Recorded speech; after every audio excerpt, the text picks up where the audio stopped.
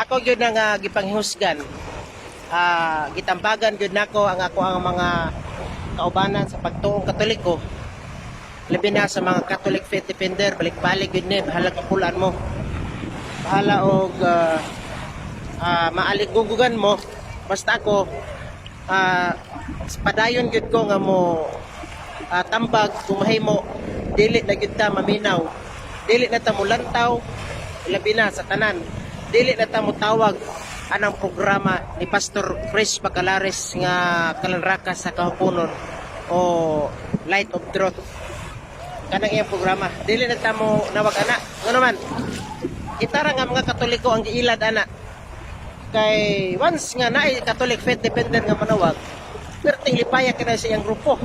Sa iyang mga sekretary, tanan technician siya, og labaw ang host si Pastor Bacalares. Malipay gud niya na og naay Catholic faith defender nga manawag. Kay nakasit up na daan ang mga tubag diin ang gamiton sa pagtubag sa ato ang mga pangutana kung manawag ta sa programa. Ato lang gyapon nga mga libro din iyang putlon og dili lahuson og basa. Mao na nga makaingon katong atong mga kaubanan nga inosente nga mga Katoliko nga insakto ang iyang tubag ug sa ingon ni ana makahimo sila og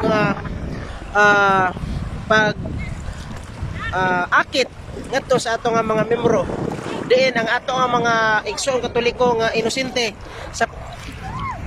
sa ato nga pagtulunan ilahang madala og anan ta mo sa tinuod kay diha ko gikan sa pagkas SDA gikan ko sa pagkas Seventh Adventist ginatos ang mabautismohan ni Pastor Bacalares sa programa sa Kalanraka sa Kahupunon nga mga Katoliko. Mao na nga akong manawagan ang tanan nga mga Catholic faith defender nga dili mutawag sa iyaha nga programa kay kung manawag man ta sa iyaha nga programa gihimo lang nato og kita lang ang nagtukmod ngadto sa atong mga kaubanan nga mga Katoliko diin mobalhin sa pagkatoliko o mobalhin dito sa mobalhin sa pagka Seventh Day Adventist, no?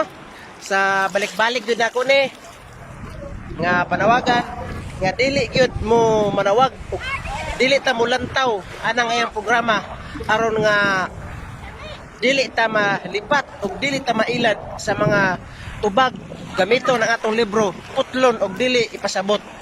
Kay og tinuod pa nga mauna ang gipasabot sa atong mga libro, dapat ang atong mga pare ug ang mga author ana nga mga libro nahimuon ta nga Seventh Adventist. Pero kay wala man, giputol-putol ang pagbasa. Ako nga mo tambagan, dili ta maminaw ug dili ta mulantaw sa programa sa Kalanraka sa Kahupunon, no? Dili ta mo tan-aw ug dili ta maminaw.